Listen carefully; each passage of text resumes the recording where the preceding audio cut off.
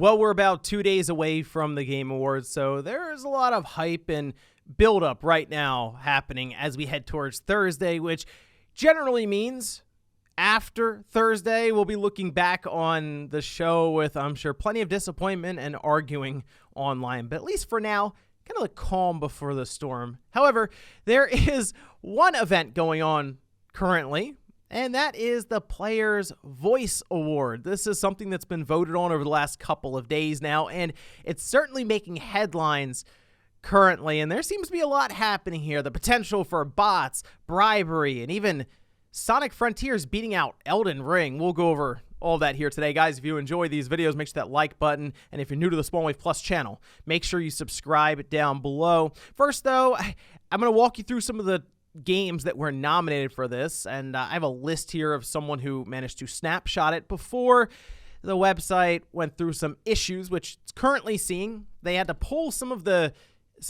results data because the site had some issues with results. It was jumping all over the place. It even kind of crashed at one point. So Sonic Frontiers fans are out in force right now. But starting from the top, we had Plague Tale Requiem, Xenoblade Chronicles 3, Tunic, Neon White, Sifu, Apex Legends, Fortnite, Teenage Mutant Ninja Turtles Shredder's Revenge, Overwatch 2, Splatoon 3, Cult of the Lamb, No Man's Sky, Bayonetta 3, Pokemon Scarlet and Violet, Sonic Frontiers, Minecraft. Now, because this is like a player's voice thing, they don't necessarily need input from a panel, a jury, to collect a lot of nominations to figure out what game goes where.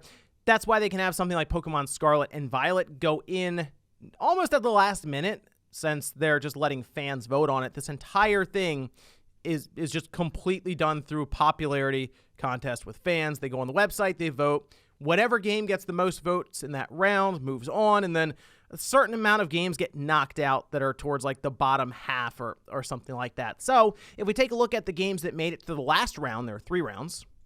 We have Elden Ring, Genshin Impact, God of War Ragnarok, Sonic Frontiers, and Stray. Elden Ring, God of War, and Stray are all in the Game of the Year nomination category for the Game Awards. So sure, those make sense why they would probably get the most votes from fans, since they're most likely viewed as like the best games of the year out of, I'm sure, just some of the ones they put up there. But Genshin Impact, very popular online MMO. Not new this year, but every time an update comes out for this game, on the right side of Twitter, it's trending underneath gaming. So while I don't follow Genshin Impact, I do recognize that a lot of people enjoy playing it. Makes sense why that would get voted. Then Sonic Frontiers. That one appears to be the title that's sticking out like a sore thumb to people online who are kind of, I guess, frustrated with this situation. If we look down here, it just says current results, please stand by for vote data.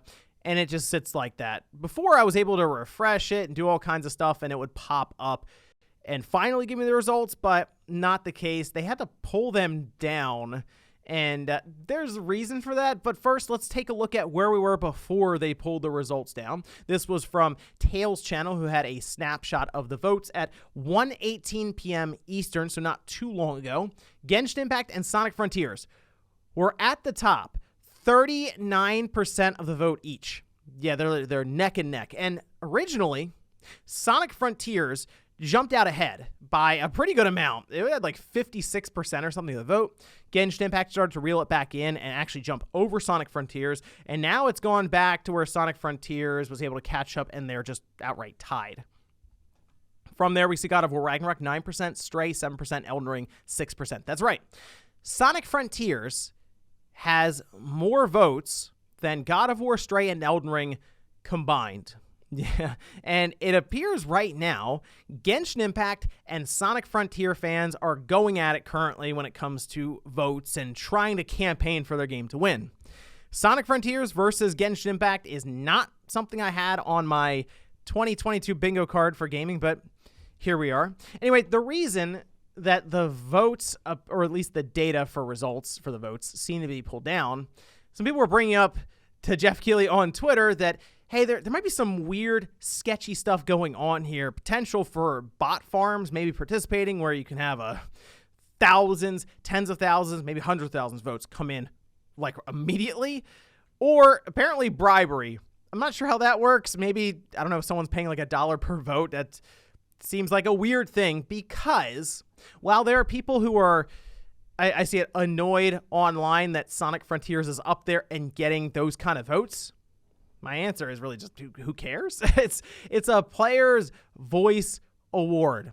The idea is, yes, you go out and you campaign for your game, and then the fan bases come out and try to push it over the finish line to win an award that most people won't remember even happened a year or two from now.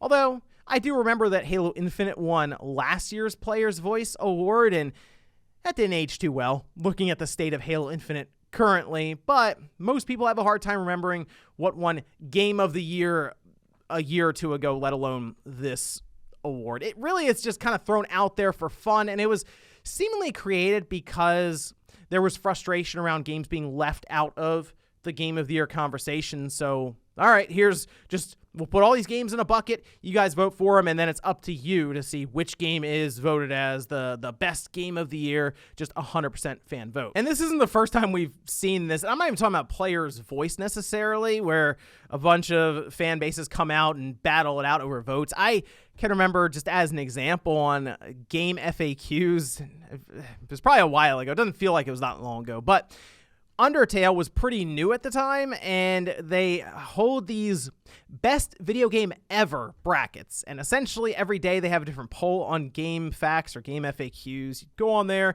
and they would put up Chrono Trigger versus Super Mario World as an example. And you would vote for one or the other, and it would move on, and it was a very large bracket that would take weeks and even months to go through, and eventually get down to where 2 games are left, and the fans just vote, and then you choose the best game ever made, at least for that year. I think every year they did it. But either way, at the end, I think it was Ocarina of Time versus Undertale, and the reason for that is because fans of Undertale thought it would be funny and a meme if Undertale ended up going through, and I'm not even kidding, games like Chrono Trigger, Final Fantasy VII, and eventually Ocarina of Time, which Ocarina of Time and 7 would typically win this award on Game FAQs. This was kind of a break from the status quo, and I'm going to tell you now, it made a lot of people very, very mad online because it felt like the entire thing was kind of hijacked just for a meme. So maybe that's why people are frustrated about the Sonic Frontiers thing being up there next to games like God of War and Elden Ring. But as I said before, really, is who cares?